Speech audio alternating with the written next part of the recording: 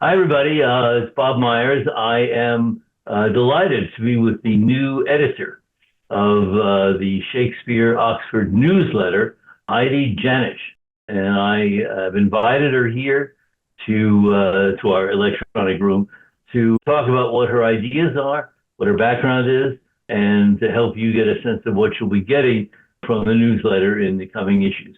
So, Heidi, welcome. Delighted Thank you're you. here. How did you What's your background with Oxfordian stuff? Who are you?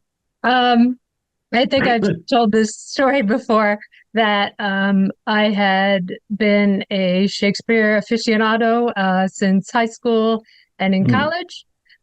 When I stayed home to start raising my children, I was doing some of my own research and came across Margot Anderson's book.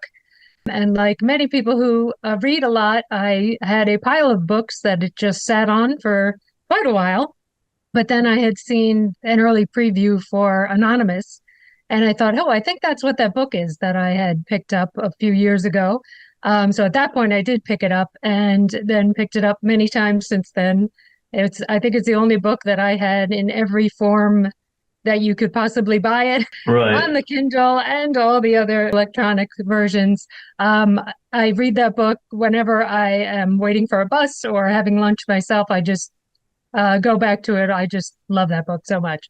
And then, of course, searching the internet, I discovered the SOF and the De Vere Society and joined both of those as soon as I could just to reach out to other people who are as obsessed by this as I am. That's great. Actually, I had not heard that story before, so it's good to know. Margot, I think, is coming out with either a new edition or maybe a new paperback edition at some point soon. I don't know when. Well, I'll be buying that every way I can.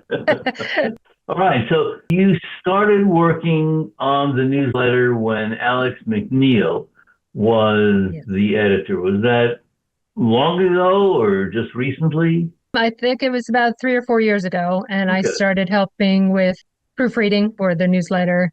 So I was kind of, I'm happy to be in the background. That's why being on camera is not my thing, so I apologize. But Don't, don't. yeah, that was a great opportunity to, help the organization and also be behind the scenes. My favorite place. I'm pretty sympathetic. So you're now, Alex, I'm not sure with somebody as energetic as Alex is, whether you say he has retired or just reduced his workload or his visible workload, We but he say was that. the He editor has for reduced 10 his years. visible workload. He was the editor for 10 years and was an enthusiastic supporter of you for the position. Um, so tell us, as the new editor, what you have in mind, or are you still feeling your way?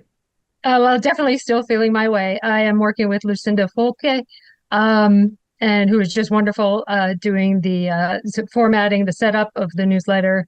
And she's just a pro. She's so great to work with. So we're still kind of getting our bearings. But like as you had said, the first issue went really well, even though we had that was a little bit of a time crunch from when we started. So Sure. the second issue that we're getting into now is much more relaxed, and we're finding our method and how we're going to work together. But so far so good. As Okay. far as what do I have planned, I'm a big proponent of it ain't broke, don't fix it. And I feel that the newsletter is a well balanced, as far as content and having people add their different voices, because it's not my newsletter, it's the SOF newsletter.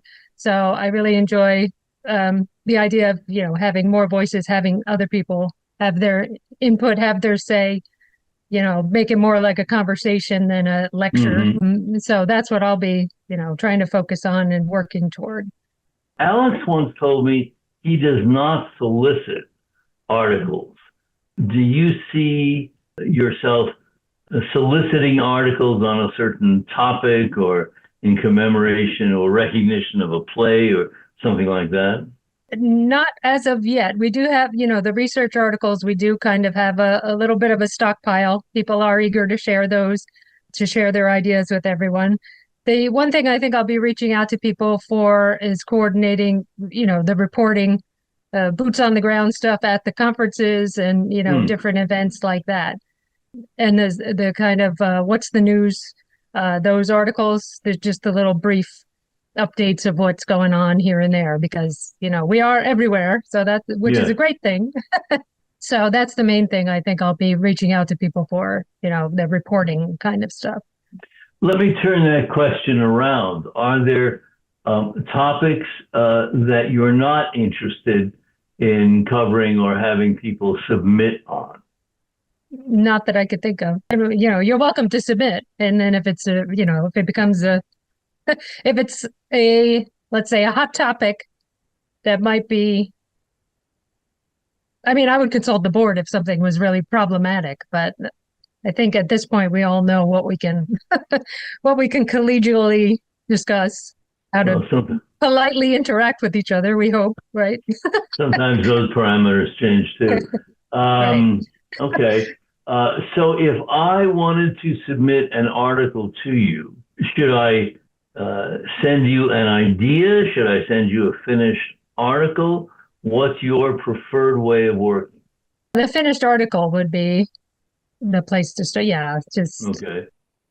All right. And in the newsletter, is there a specific electronic mailbox that those things should go to? Yeah, if you go onto the SOF website, if you go under publications, under the newsletter, it says submissions and it tells you how to submit right there. You can send the attachment to newsletter at ShakespeareOxfordFellowship.org. Can't beat that. It's as straightforward as you can get. The newsletter is now 36 pages. It depends. Typically it's 32 pages. And then sometimes if we're really, if one of the conferences just happened or we have some big news, it'll go to 36. I believe sometimes it's also been 28, depending on, what the content is, what we have going on. But typically it's 32. Yeah. Well, people can see this. There you are. Great color, by the way. Really terrific color. Yeah. Okay. I see a cartoon in here. Was that your idea, or that just came over the transom? Came over the transom. Wow. We have a lot of talented people, so that's true. We have some sonnets that might be in the next one. People like to be creative. So again, it's nice to have a balance of some text-heavy things and then some more visual things. So we're trying. Again, Lucinda is really amazing. Having a good assistant is really important. Do you have like a board of advisors or people you consult on submissions, or you're making a basic decision on an article's quality or relevance, and then moving on from there? Well, I think we listed Alex as editor emeritus. Is that how you pronounce that word? I always said emeritus, but emeritus. I was an English major. What do I know? So. Well, however you pronounce it. So Alex is still around, and so he is very accessible. And again, the members of the board who are available and have reached out and, offered their help and assistance. So sure. Okay. Do you have plans that I haven't touched on for the newsletter or your role in the foundation? Not yet. We're going to see if you want to keep me around. Okay. We'll at least get to this second one, and then you tell me. But like I said, so far so good. Everything seems to be going well, and I haven't had any complaints yet. So good. Well, this has been one of the series of sort of behind the scenes looks at people helping the organization flourish and grow. And I think your first edition is terrific. I like the articles. The color looks great. The layout, thanks to Lucinda, looks terrific. So great.